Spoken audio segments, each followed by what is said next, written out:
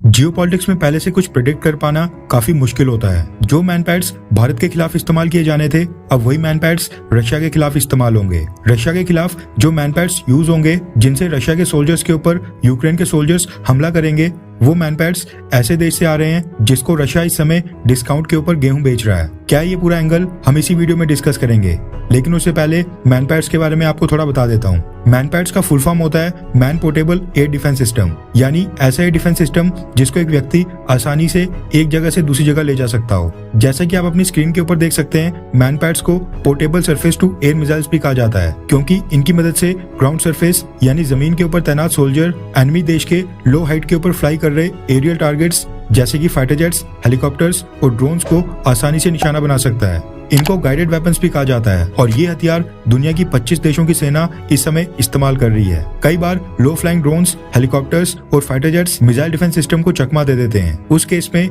ये मैनपैड्स बहुत ही मददगार साबित होते हैं। एक मैनपैड इतना लाइट वेट होता है कि इसको एक सोल्जर अपने शोल्डर यानी कंधे के ऊपर उठाकर बड़ी आसानी से एक जगह से दूसरी जगह कम समय के अंदर मूव कर सकता है और लोकेशन बदलकर कई सारी मिसाइल्स फायर कर सकता है। मैनपैड्स की लेंथ 5 से 6 फीट तक की होती है और इसकी टारगेट डिटेक्शन और एंगेजमेंट रेंज 6 किलोमीटर से लेकर 10 किलोमीटर तक की होती है। कहने का मतलब है कि मैनपैड्स ना ही साइज में बड़े होते हैं और ना इतने कॉस्टली होते हैं। एक्टिव वॉर जोन और बैटलफील्ड के अंदर इनको कैरी करना, बिना डिटेक्ट हुए इनके साथ लोकेशंस को चेंज करके एनिमी को टारगेट करना काफी इजी होता है। यूक्रेन को इस समय मैनपैड्स की सख्त जरूरत है। नाटो देशों के पास जितने भी रिसोर्सेज थे वो उन्होंने यूक्रेन को पहले दे दिए थे। ऐसे में नाटो देश एक ऐसे देश को ढूंढ रहे थे जिसके पास ज्यादा संख्या में एक ही साथ कई सारे मैनपैड्स मिल जाएं, ताकि ऑर्डर प्लेस करने, कॉन्ट्रैक्ट साइन करने और फिर उनकी 1 बाय 1 डिलीवरी लेने में टाइम वेस्ट ना हो। और वो देश निकला है पाकिस्तान। खबर निकल कर आ रही है कि अमेरिका और ब्रिटेन ने पाकिस्तान के सामने मैनपैड्स की डिमांड की थी,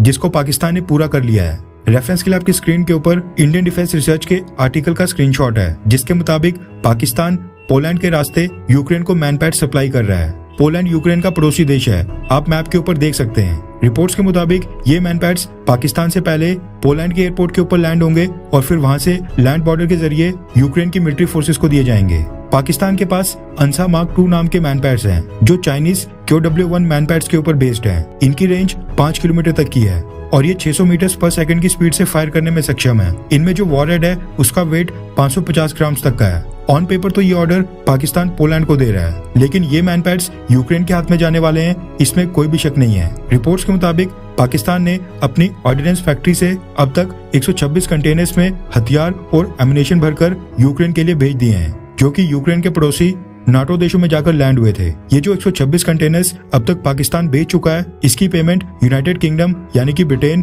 और जर्मनी इन दोनों देशों ने की है। अब सोचिए कि इमरान खान ने रशिया के साथ रिलेशंस को मजबूत करने पर काम किया था और उसके बाद जब से शहबाज शरीफ आए हैं, उन्होंने आकर सबके ऊपर पानी फेर दिया और अब अमेरिका के इशारों के ऊपर नाच रहे हैं। बस यही रीजन है कि पाकिस्तान की फॉरेन पॉलिसी पिछले 7 दशकों से फेल हो रही है। पाकिस्तान का एक लीडर रशिया को क्रिटिसाइज करता है और जब दूसरी सरकार आती है तो वो अमेरिका को, जबकि पाकिस्तान आर्मी उसी के साथ चल पड़ती है जो उनके सामने पैसे फेंके, फिर वो चाहे अमेरिका हो, चाइना हो या फिर रशिया।